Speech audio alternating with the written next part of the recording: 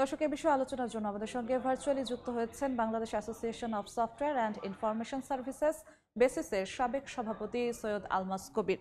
আলমাস কবির, এই সময় বাণিজ্যে আপনাকে স্বাগত।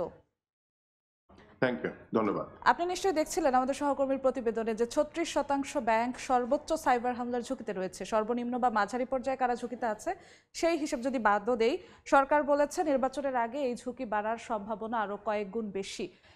এইটা যদি হয় একটি দেশের ব্যাংকিং খাতের সাইবার হামলার ঝুঁকির চিত্র, সর্বোচ্চ ঝুঁকির চিত্র, তাহলে সে দেশের ব্যাংকিং খাত বা প্রযুক্তি খাতে আসলে কি বার্তা দিচ্ছে এই তথ্যগুলো? না, বার্তা হচ্ছে একটাই যে আমাদেরকে অনেক বেশি সতর্ক হতে হবে। আমরা তো 2016-তে দেখেছি যে বাংলাদেশ ব্যাংকে যে একটা মানি হাইস্ট হয়েছে এবং সেখানে যে কত অনেক টাকা যে আমাদের বিদেশে চলে গেছে। এই ধরনের সাইবার হামলা কিন্তু প্রায়ই হচ্ছে এবং ইনফ্যাক্ট গত কয়েক মাসে এটা কিন্তু অনেক বেড়েছে। তার একটা প্রধান কারণ হচ্ছে যে আমাদের এখন যে আর্টিফিশিয়াল ইন্টেলিজেন্স যে টেকনোলজি ব্যবহার করা হচ্ছে, এর ফলে কিন্তু হ্যাকাররা অনেক সহজে এই সাইবার অ্যাটাক গুলো করতে পারছে। সো এইখানে যদি আমরা যদি আরো বেশি সতর্ক না হতে পারি, তাহলে কিন্তু আমরা আরো বেশি বিপদে পড়ে যাব।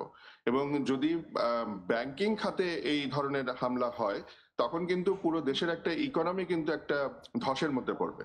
সো নির্বাচনের আগে আমাদের এ ব্যাপারে অনেক সতর্ক থাকতে হবে। একটা প্রধান যে আমাদের মানে যেটা আমাদের করা দরকার, সেটা হচ্ছে সচেতনতা বৃদ্ধি।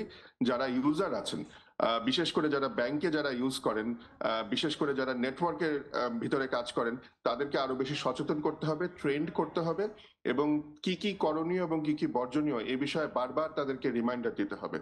একই সাথে আমি মনে করি যে প্রত্যেকটা ব্যাংকগুলোকে প্রতি বছর তো বটেই, দরকার হলে ষান্মাসিক, দরকার হলে ত্রৈমাসিক একটা আইটি অডিট, সিকিউরিটি অডিট করা দরকার। এবং প্রতি 3 মাস পর পর যে তাদের মানে নেটওয়ার্কটা, তাদের সিকিউরিটি যেটা ব্যবস্থা রয়েছে সেটা যে রোবাস্ট আছে, সেটাকে তাদের যাচাই করা দরকার। কিন্তু সবচেয়ে বড় ব্যাপার হচ্ছে সচেতনতা। আমি যদি যতই সিকিউর করি না কেন, আমার ইউজাররা যদি কেয়ারলেস হয়, তাহলে কিন্তু আমার এই নেটওয়ার্ক কিন্তু সুরক্ষিত থাকবে না। জি, আপনি বললেন কি করতে হবে, আমাদের কি করা উচিত। আসলে আমরা কি করতে উচিত ছিল, কোনটা আসলে আমরা পারিনি, যে কারণে ঝুঁকিতে পড়েছি, এটা কিন্তু আসলে গুরুত্বপূর্ণ বিষয় কিনা? না, না, অবশ্যই আমরা আনফরচুনেটলি আমাদের দেশে অনেক ডিজিটালাইজেশন হয়েছে ঠিকই, অনেক ব্যাংক অনেক ধরনের টেকনোলজি ব্যবহার করা শুরু করেছেন, কিন্তু সাইবার নিরাপত্তা নিয়ে কিন্তু আমরা অতটা বেশি গুরুত্ব কখনোই দেইনি। হ্যাঁ, দিয়েছি, কিন্তু একটা আমার কেন জানি মনে হয় একটা দায়সারা ভাব ছিল সবসময়। এবং ধরুন একটা একটা মানে বিল্ডিং এ হয়তো মনে করেন আপনার হয়তো 6টা গার্ড লাগবে, সেখানে হয়তো আমি 2টা গার্ড দিয়ে মনে করেছি যে আচ্ছা ঠিক আছে, আমার আমার বিল্ডিং এ তো গার্ড আছে, আমি তো সুরক্ষিত। কিন্তু আসলে তো সেটা না। আপনাকে আপনার নেটওয়ার্কটাকে যতটা সম্ভব সিকিউর করতে হবে। এ বিষয়ে আপনার যে ধরনের যে ইকুইপমেন্ট লাগবে, ফায়ারওয়াল লাগবে, যে ধরনের সফটওয়্যার লাগবে, সেগুলোতে ইনভেস্ট আলমাস করতে কবির, হবে। আপনাকে একটু থামাতে চাই আমি একটি তথ্য দেওয়ার জন্য, যে আমাদের কাছে একটি তথ্য আছে যে দেশের ব্যাংক খাতকে সাইবার হামলা থেকে রক্ষার জন্য 2024 সাল পর্যন্ত ব্যয় হয়েছে 53,413 কোটি টাকা। আপনি বললেন যে আমরা হয়তো বা ওইরকম পদক্ষেপ নেইনি। আসলে এই টাকাটা তার মানে কি পর্যাপ্ত না? বছরে যে 2,000 কোটি টাকা, সেটা কি পর্যাপ্ত না? আমি এটা এখন এভাবে বলতে পারবো না, তবে অবশ্যই আমাদেরকে যে মানে এখান থেকে অনেক টাকা হয়তো অপচয় হতে পারে, আমাদের ঠিক মতো ডিজাইনটাকে ঠিক মতো হয়েছে কিনা, অপটিমাইজ করা হয়েছে কিনা নেটওয়ার্ক সিকিউরিটিকে, সেটা তো আমি জানি না। কিন্তু সেই জন্যই বলছি যে এটার জন্য বারবার অডিট দরকার। এবং মানে এটা আমাদের এখন তো যেহেতু এখন নতুন নতুন টেকনোলজি চলে এসছে, আর্টিফিশিয়াল ইন্টেলিজেন্স চলে এসছে, এই অডিটিংটা 3 মাস না হলে অন্তত 6 মাস পর পর অবশ্যই করা দরকার। এবং আরেকটা জিনিস বলা দরকার যে এই যে ফায়ারওয়ালের কথা বললাম, যেটা নেটওয়ার্কের সিকিউরিটির সবচেয়ে বড় একটা অংশ, সেই ফায়ারওয়ালের উপরে কিন্তু একটা বড় ডিউটি রয়ে গেছে এখনো আমাদের এনবিআর এর। সো এই ডিউটি কিন্তু কমিয়ে নিয়ে আসা দরকার। যদি ডিউটি কমিয়ে নিয়ে আসা যায়, তাহলে কিন্তু দেখা যাবে যে ভালো ফায়ারওয়াল নেটওয়ার্ক যেগুলো ব্যাংক যারা আছে তারা ইউজ করতে পারছে এবং তারা বেশি বেশি করে তাদের নেটওয়ার্কটাকে সিকিউর করতে পারছে। তো সরকারের কিন্তু এদিকে একটু মনোযোগী হওয়া দরকার। জি, আপনি একজন প্রযুক্তি বিশেষজ্ঞ বললেও ভুল হবে না। তো আপনি প্রযুক্তি নিয়ে এত বছর ধরে কাজ করেন, আমাদের ব্যাংকিং খাতে যে ডিজিটালাইজেশনটা হয়েছে সেটা আসলে কতটা যথোপযুক্ত, এবং সময়ের সাথে সাথে যে আপডেটটা দরকার সেটা আদৌ হয়েছে? অনেকটাই হয়েছে, আমি বলবো যে অনেকটাই হয়েছে। তবে একটা জিনিস একটা বারবার করে যে জিনিসটা বলে আসছি আমরা, সেটা হচ্ছে যে আমরা কিন্তু সবসময় বেশিরভাগ ক্ষেত্রে দেখা যায় যে আমরা বিদেশি সফটওয়্যার ইউজ করি। তো বিদেশি সফটওয়্যার যখন আপনি ইউজ করছেন, তখন কিন্তু সেই সফটওয়্যারে যখন মেনটেনেন্স করা হয়, তখন বিদেশিরা এসে সেটা মেনটেনেন্স করে বা বাইরে থেকে সেটা মেনটেনেন্স করে, এবং তখন কিন্তু আমাদের তথ্য কিন্তু একটা ঝুঁকিতে থাকে। সো এই ব্যাপারটা কিন্তু মাথায় রাখা দরকার। So, আমাদের দেশীয় প্রযুক্তিবিদদেরকে কিন্তু আরো বেশি দক্ষ করে তুলতে হবে এবং তাদেরকে ট্রেনিং আপ করতে হবে, বিশেষ করে সাইবার সিকিউরিটিতে, যাতে করে তারা এই ধরনের কাজগুলো, সার্ভিসগুলো আমরা দেশের মধ্যে থেকে নিতে পারি। তখন কিন্তু ঝুঁকিটা অনেকটা কমে আসে ঝুঁকি।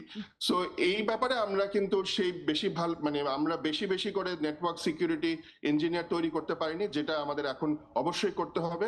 বিকজ সামনের দিকে তো আমরা আরো বেশি ডিজিটালাইজেশন করব, এবং তখন কিন্তু ঝুঁকি আরো বাড়বে, এবং নতুন নতুন টেকনোলজির ফলে কিন্তু ঝুঁকি বাড়তেই থাকবে। জি সো সচেতনতা এবং দক্ষতা আমাদের তৈরি করতেই হবে। জি বাংলাদেশ ব্যাংক বলেছে যে সাইবার হামলা ঠেকাতে কোনো ব্যাংক অপ্রস্তুত থাকলে বা ব্যাংক কর্মকর্তার যোগসাজশ থাকলে তারা কঠোর ব্যবস্থা নেবে।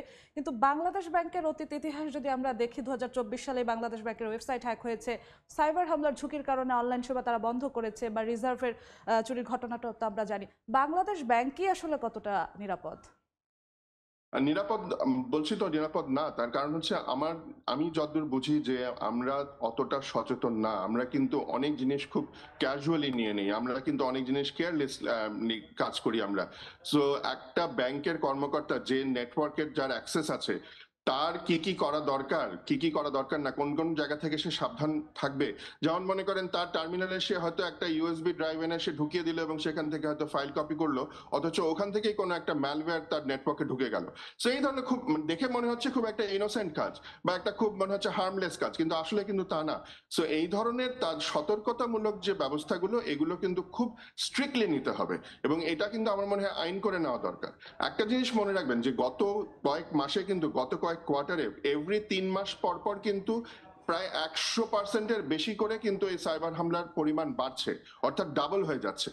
এবং এই যে যেটা বলছিলাম যে যেহেতু নতুন নতুন টেকনোলজি গুলো আসছে, বিশেষ করে আর্টিফিশিয়াল ইন্টেলিজেন্স, সেই জন্য কিন্তু এই হ্যাকার গুলো তারা আরো বেশি, আরো সহজে কিন্তু হ্যাকিং করতে পারছে, এই হামলাগুলো করতে পারছে।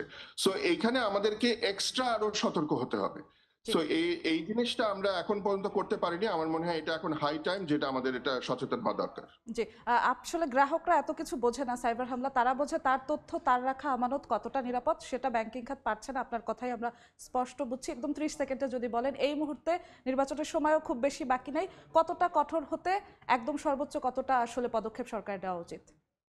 মানে ইমিডিয়েটলি একটা বড় ক্যাম্পেইন চালানো দরকার, যারা ব্যাংকে চাকরি করে তাদের জন্য, এবং যারা ইউজার আছেন, যারা internet banking, online banking use করে তাদের জন্য একটা বড় ক্যাম্পেইন চালানো দরকার। সরকার থেকে চালানো দরকার, ব্যাংকের নিজেরা তারা চালানো দরকার। সচেতন হতে হবে মানুষকে, এবং ব্যাংকগুলোকে আইটি এক্সপার্ট দিয়ে তাদের নেটওয়ার্কটাকে বারবার করে যাচাই করা, অডিট করা, এই কাজটা অবিলম্বে করা দরকার। কেননা এই হামলার পরিমাণ বাড়বেই, এবং কিছু মানে মহল আছে যারা নির্বাচন নিয়ে অনেক বানচাল করতে চায়, আমাদের ইকোনমিতে ধস আনাতে চায়। তারা যাতে সাকসেসফুল না হয়, এজন্য কিন্তু আমাদেরকে অনেক বেশি সতর্ক হতে হবে এবং গার্ডেড থাকতে হবে। জি আলমাস কবির, আপনাকে অসংখ্য ধন্যবাদ আমাদের সঙ্গে যুক্ত হওয়ার জন্য। ধন্যবাদ।